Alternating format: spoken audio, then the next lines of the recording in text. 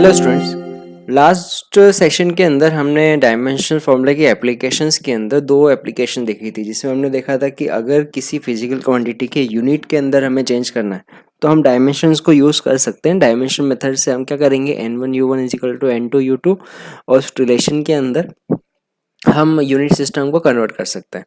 दूसरी एप्लीकेशन हमने देखी थी, that was checking any physical equation that equation is dimensionally correct और नॉट। तो उसमें हमने रिलेशन देखा था कि बोथ साइड जो है इक्विटी के, वहाँ पर डायमेंशन सेम होनी चाहिए, that called principle of homogeneity. ठीक है, अब हम यहाँ पे थर्ड एप्लीकेशन पे बात कर रहे हैं। थर्ड एप्लीकेशन है that is establish the relation among various physical quantities. यानी कि हमें कोई फिजिकल क्वांटिटीज है, उनके बीच में रिलेशन अगर पता है, उनके बीच में पता है डिपेंडेंस क्या है, वो हमें पता है, तो उनका जो फॉर्मूला है वो हम यहाँ से फाइंड कर सकते हैं। देखिए, इसको एक एग्जांपल से समझते हैं। जैसे कि हमें बोला हुआ है क्वेश्चन के अंदर कि फ्रीक्वेंसी जो है ना, of a stretch string depends upon tension, dimension of force, length L and the string, the mass per unit length mu. ठीक है, तो ये तीन फैक्टर पर डिपेंड कर रहा है। यानी जो फ्रीक्वेंसी है that depends on tension, length and mass per unit length. ठीक है, तो यहाँ पे हम इसको रिलेशन कैसे फाइंड करेंगे, तो देखिए हम यहाँ पे बोलेंगे कि जो फोर्स है ना, सॉरी फ्रीक्वेंसी जो है that depends on force. But force पे डिपेंड कर रहा है, बट किस तरीके से, मतलब टेंशन पे अगर डिपेंड कर रहा है तो किस तरीके से डिपेंड कर रहा है वो हमें नहीं पता, है ना। तो हम यहाँ पे क्या लिखेंगे, ये फोर्स की पावर ए पर डिपेंड कर रहा है ना, कोई भी पावर है जो ए हमने बोल दिया। वैसे फ्रीक्वेंसी जो है दैट डिपेंड्स ऑन लेंथ, तो लेंथ का भी नहीं पता तो हमने कहा पावर बी, और मास पर यूनिट लेंथ भी नहीं पता तो उसका पावर सी। तो तीनों को कंबाइन करेंगे तो हम लिखेंगे frequency is proportional to F power A L power B mu power C, है ना। तो नेक्स्ट टाइम हमें तीन स्टेप लिखने की जरूरत नहीं, हम डायरेक्ट ये लिख सकते हैं। और भी चाहे तो इस प्रोपोर्शनल साइन को हटा के भी लिख सकते हैं हम डायरेक्ट, कि एफ इजिकल टू जो होगा that is F power A L power B mu power C. ठीक है, तो ये रिलेशन हम डायरेक्ट भी स्टार्ट कर सकते हैं अगर हमें इस टाइप का क्वेश्चन दिया हुआ है तो। अच्छा, अब इसको सॉल्व कैसे करना है। अब हमें पता है प्रिंसिपल ऑफ होमोजेनिटी से लेफ्ट साइड और जो राइट साइड है उनकी डायमेंशन जो है वो सेम होनी चाहिए। ठीक है, तो हम यहाँ पे बात करें तो लेफ्ट साइड की डायमेंशन क्या है, फ्रीक्वेंसी की डायमेंशन होती है t-1। राइट साइड जो है वो है k। डायमेंशन ऑफ टेंशन या फोर्स जो होता है that is m1 l1 t-2 power a। ठीक है, l लेंथ है, पावर b, म्यू है मास पर यूनिट लेंथ तो मास अपॉन लेंथ जो आएगा वो आएगा m(l-1) पावर c। अब हम यहाँ पे क्या करते हैं, दोनों तरफ इक्वल कर देते हैं। तो यहाँ पे हमारे पास जो मास की डायमेंशन आएंगी, देखिए मास की डायमेंशन यहाँ पे m है तो ये आ जाएगा a, और कहीं मास यहाँ पर। ठीक है एक काम करते हैं, पहले तो ये मल्टीप्लाई कर देते हैं। देखिए ये आएगा, ठीक है, एल बी आएगा और ये आएगा m power c l minus C. ठीक है, तो अब एक काम कीजिए, m की जो टर्म है उनको एक तरफ ले आइए। तो m की जो टर्म में आएगा वो आएगा a प्लस सी, l की टर्म में आएगा a प्लस b माइनस सी, और t की टर्म में आएगा -2a। ठीक है, और ये t-1 के बराबर है, तो m की डायमेंशन 0 है, l की डायमेंशन 0 है। तो देखिए बहुत सारे डायमेंशन जो है वो अगर हमें सेम करनी है ना, अगर ये इक्वेशन जो है उसे ट्रू करना है तो हमें क्या चाहिए, हमें इक्वेशन के अंदर a प्लस सी जो है वो 0 मिलना चाहिए, a plus B minus C equal to 0 मिलना चाहिए, और यहाँ पे है ना -2a इजिकल टू -1 होना चाहिए। तो अब देखिए यहाँ से इसे सॉल्व कर सकते हैं हम।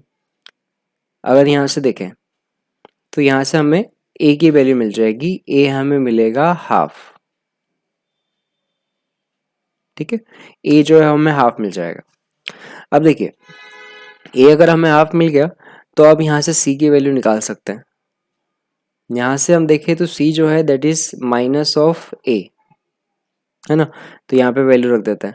अगर जो c है वो माइनस ऑफ a है और a जो है वो हाफ है, तो हमें ये मिल गया c की वैल्यू। देखिए a मिल गया, c मिल गया, अब हमें निकालना है b। तो b के लिए जो हमें वो सेकेंड इक्वेशन यूज करेंगे। तो सेकेंड इक्वेशन में देखिए क्या दिया हुआ है,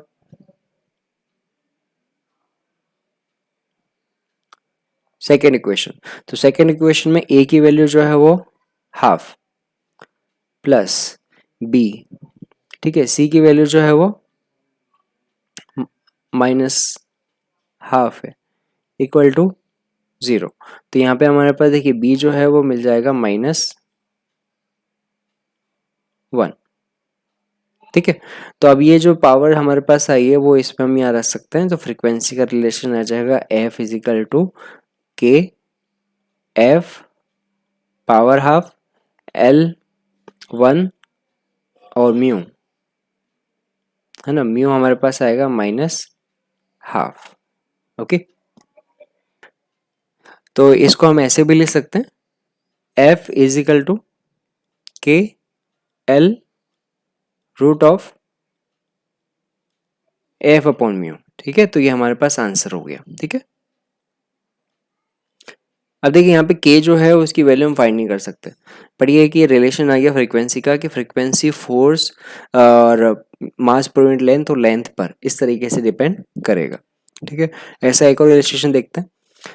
जैसे हमें बोला हुआ है centrifugal force F acting on particle moving uniformly circular path depends on mass velocity and radius, mass velocity and radius, derive formula for force. यानी हमारे पास फोर्स जो है दैट डिपेंड्स ऑन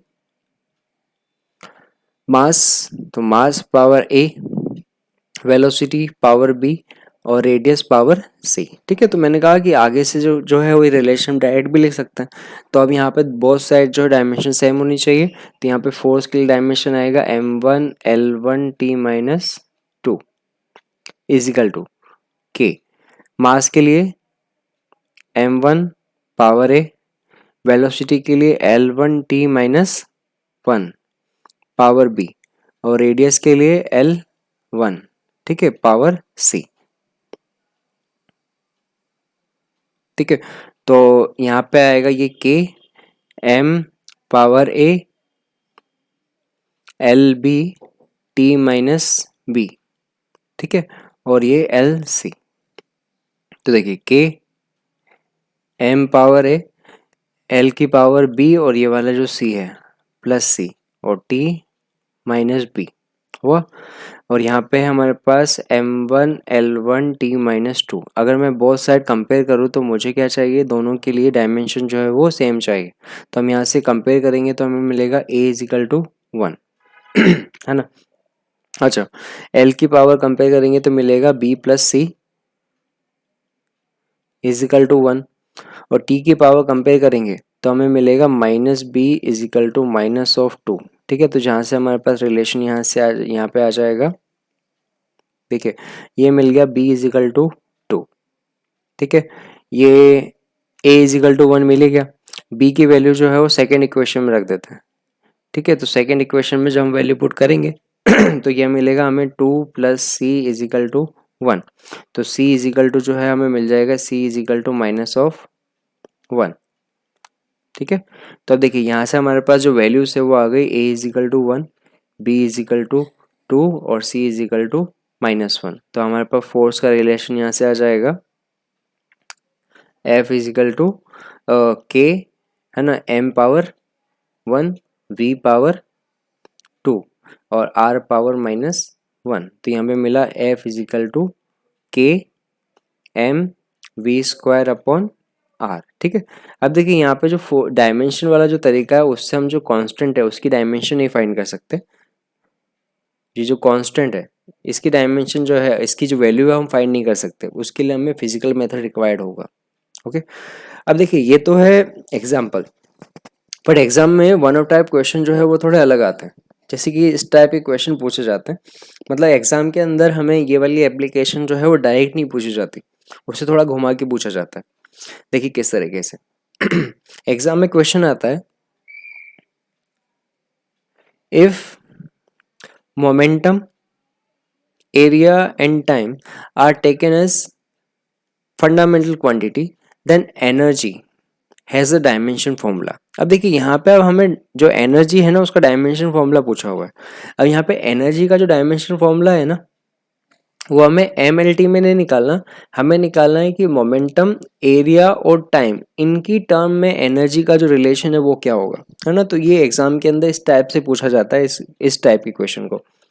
तो देखिए ये हमारे पास है ऑप्शन, जैसे पहला ऑप्शन दिया हुआ है P A minus one T one, है ना, P two A T, P A की power minus half T, P A की power half T minus one. तो ये हमारे पास ऑप्शन है, ठीक है।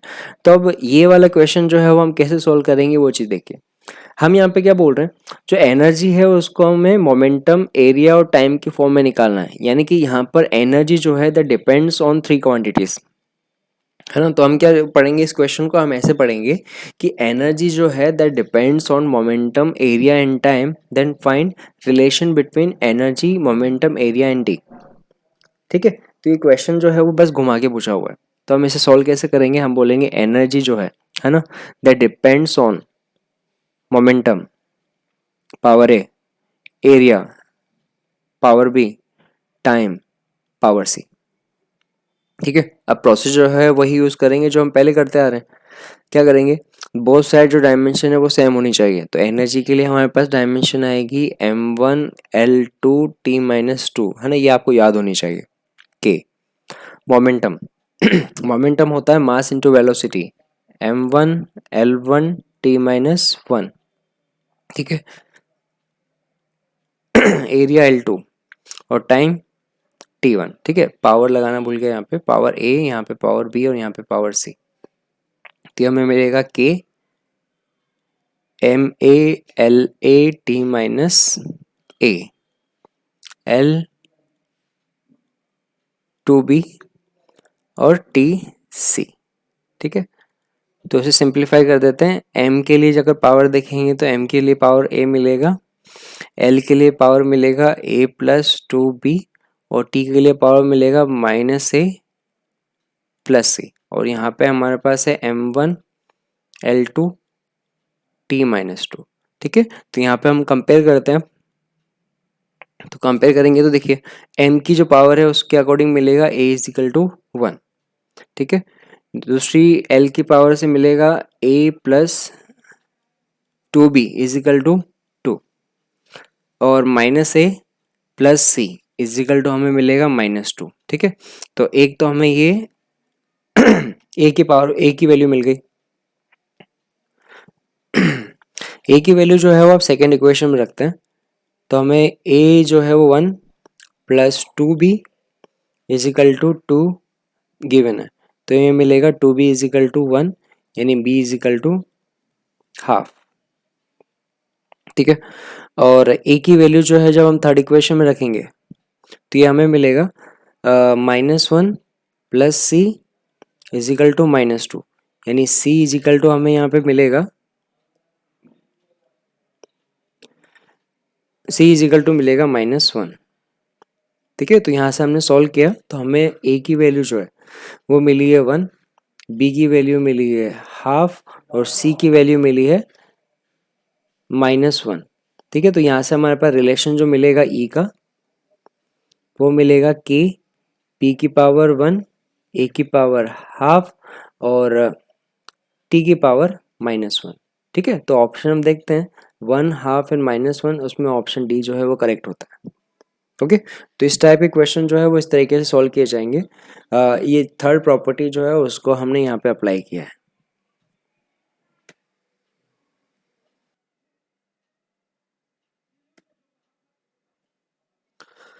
तो अभी हमने बात की एप्लीकेशंस की, अब यहाँ पे बात करते हैं लिमिटेशंस। तो डायमेंशन फॉर्मूला जो है वो कुछ लिमिटेशंस के साथ हम यूज़ करते हैं, जिसमें हमारे पास जो लिमिटेशंस है उसमें सबसे पहली लिमिटेशन है कि by this method the value of dimensionless constant can not be calculated. जैसे भी हमने कहा था कि जो कांस्टेंट आ रहा था प्रोपोर्शनलिटी कांस्टेंट, उसको हम यहाँ से कैलकुलेट नहीं कर सकते, है ना। हम रिलेशन निकाल सकते हैं कि t इज इक्वल टू जो होता है वो होगा k is equal to root L by G, but actual में फॉर्मूला होता है वो होता है two pi root L upon G. तो जो ये k की वैल्यू 2 पाई है वो हम डायमेंशन रिलेशन से नहीं निकाल सकते।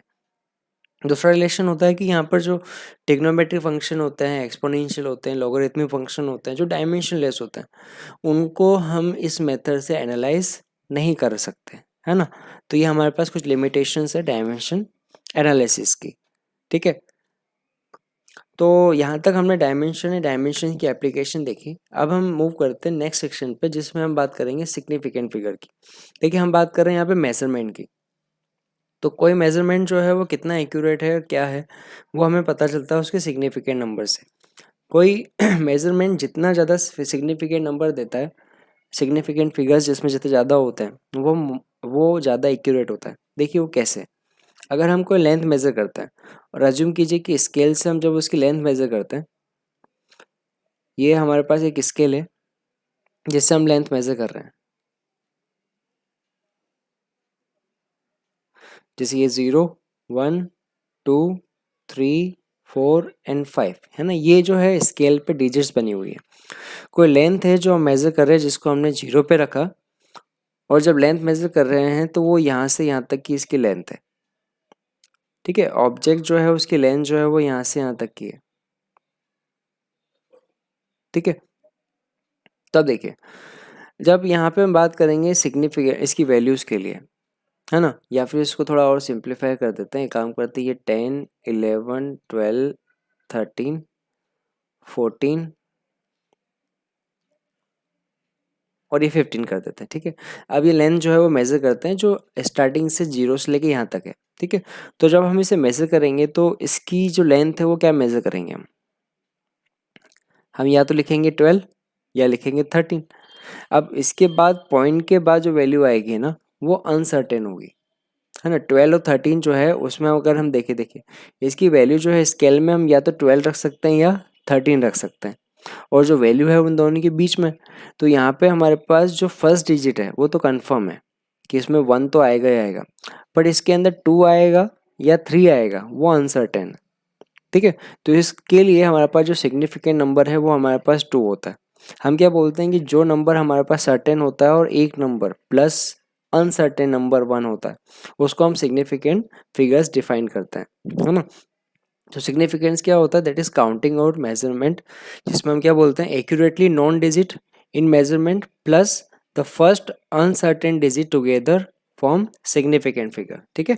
तो हम क्या करेंगे, जितनी भी सर्टेन फिगर्स हैं प्लस पहला जो अनसर्टेन फिगर है उनका जो एडिशन होगा उसे हम यहाँ पे बोलेंगे सिग्निफिकेंट फिगर्स, ठीक है। तो सिग्निफिकेंट फिगर्स जो है वो फाइंड करने के हमारे पास कुछ रूल्स है ना। उसको हम यहाँ पे देखते हैं कि उनको फाइंड करने के रूल्स क्या हैं, है ना। तो देखिए सिग्निफिकेंट फिगर्स जो है उनकी काउंटिंग के रूल में सबसे पहला है ऑल नॉन जीरो डिजिट जो होता है वो सिग्निफिकेंट होता है। All non zero digits are significant. जैसे फॉर एग्जांपल हमें दिया हुआ है x इज इक्वल टू 2 5 6 7, तो यहाँ पे हमारे पास सिग्निफिकेंट नंबर कितने होंगे, तो उसकी काउंटिंग देखते हैं। तो काउंटिंग है हमारे पास 1 2 3 4, है ना, 4 डिजिट्स है। तो जितने भी हमारे पास नॉन जीरो डिजिट्स होते हैं वो सारे हमारे पास सिग्निफिकेंट नंबर्स में काउंट होते हैं, ओके। तो कोई भी हमारे पास जो है डिजिट है वो काउंटेबल है, मतलब नॉन जीरो है तो वो सिग्निफिकेंट होगा ही होगा, ठीक है। दूसरा बात करते हैं जीरोस के लिए।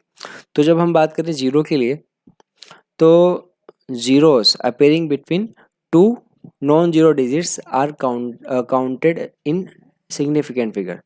तो अभी हमने कहा जितने भी नॉन जीरो डिजिट्स हैं वो तो सिग्निफिकेंट नंबर होंगे ही होंगे।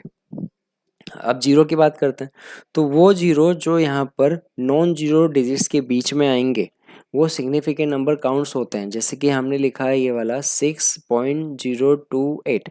तो अब देखिए 628 ये तो नॉन जीरो है तो सिग्निफिकेंट काउंट हो गई, बट इनके बीच में जीरो आ रहा है वो सिग्निफिकेंट काउंट होगा। तो यहाँ पर सिग्निफिकेंट नंबर्स जो होंगे वो 4 होंगे, ओके। नेक्स्ट देखते हैं, तो जीरोस में हम बात कर रहे हैं यहाँ पे। तो नेक्स्ट हम देखते हैं कि zeros located to the left of last non zero digits are non significant, ठीक है। तो हमारे पास जो नॉन जीरो डिजिट्स हैं, नॉन जीरो डिजिट्स के पहले के जो जीरो होते हैं वो यहाँ पर सिग्निफिकेंट नंबर्स में काउंट नहीं होते हैं। यानी कि पहला नॉन जीरो डिजिट जो है वो 4 है, तो 4 से पहले जितने भी जीरो आएंगे वो सिग्निफिकेंट नंबर में काउंट नहीं होंगे। यानी इस केस के लिए सिग्निफिकेंट नंबर जो है वो 2 होगा, है ना। अगर ऐसा कुछ होता कि ये होता 10.0042, तो अब देखिए ये तो 3 जीरो है वो नॉन जीरो के बीच में आ रहा है, तो सिग्निफिकेंट नंबर इसके लिए जो होता है वो होता 6। पर यहाँ पर 1 नहीं है, तो इसका मतलब क्या है कि ये जो लेफ्ट साइड जितने भी जीरो है वो सिग्निफिकेंट नंबर में काउंट नहीं होंगे। तो इस केस के लिए सिग्निफिकेंट नंबर जो होंगे वो सिर्फ 2 होंगे। ओके, नेक्स्ट प्रॉपर्टी देखते हैं। देखिए इन नंबर विदाउट डेसिमल के बिना जो नंबर है, zeros located to the right of non zero digits are non significant, है ना। अभी हम बात कर रहे हैं कि जब हमारे पास डेसिमल डिजिट नहीं है ना, नॉर्मल डिजिट है जैसे 100, 200, 1000, 4000, है ना वो, तो उसमें हमारे पास जो नॉन जीरो डिजिट है उसके राइट साइड वाले जो जीरो होंगे वो भी सिग्निफिकेंट नंबर में काउंट नहीं होते, है ना। जैसे फॉर एग्जांपल लेंथ जो है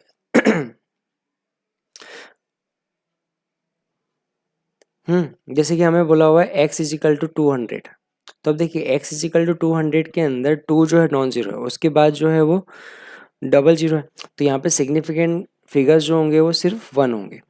बट इसमें एक और चीज़ याद रखिएगा कि अगर लास्ट के अंदर यूनिट भी लिखी हुई है तो जितने भी डिजिट है जीरो या नॉन जीरो वो सिग्निफिकेंट काउंट होंगे। जैसे हमारे पास लेंथ मेजर की गई और लिखा गया 20 मीटर, तो अगर यहाँ पे यूनिट लिखी हुई है तो यहाँ पे सिग्निफिकेंट नंबर जो होगा वो होगा 2, और अगर सिर्फ लिखा हुआ है लेंथ और सिर्फ लिखा हुआ है 20, तो यहाँ पे यूनिट वगैरह कुछ भी नहीं पता हमें, तो यहाँ पे सिग्निफिकेंट नंबर जो होगा वो सिर्फ 1 होगा। ये वाला जीरो है वो सिग्निफिकेंट नंबर में काउंट नहीं होगा, ठीक है।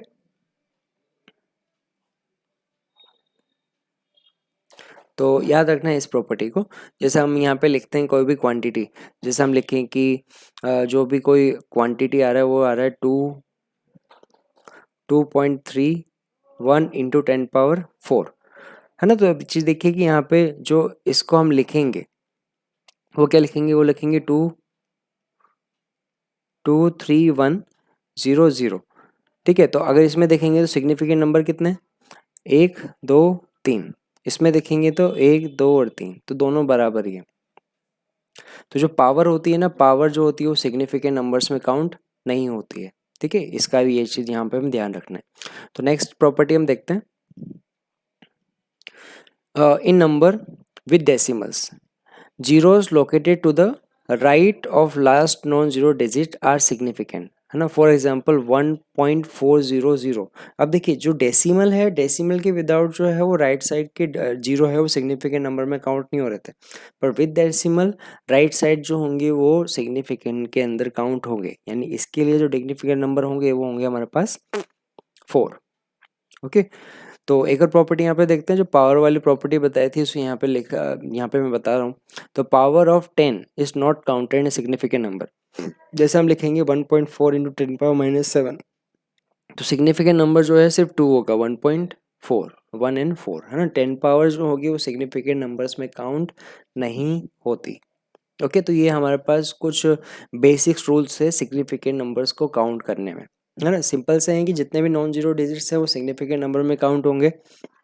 लेफ्ट साइड के जो जीरो होंगे वो सिग्निफिकेंट नंबर में काउंट नहीं होंगे। नॉन जीरो के बीच में जो जीरो है सिग्निफिकेंट नंबर्स काउंट होंगे। अगर डेसिमल नहीं है तो राइट साइड के जो जीरो है वो सिग्निफिकेंट नंबर में काउंट नहीं होंगे। डेसिमल है तो वो भी सिग्निफिकेंट नंबर में काउंट होंगे, और जो पावर्स होती है वो सिग्निफिकेंट नंबर में काउंट नहीं होते, ठीक है। तो इन प्रॉपर्टीज़ को हमें, इन रूल्स को हमें याद रखना है सिग्निफिकेंट के लिए। ओके।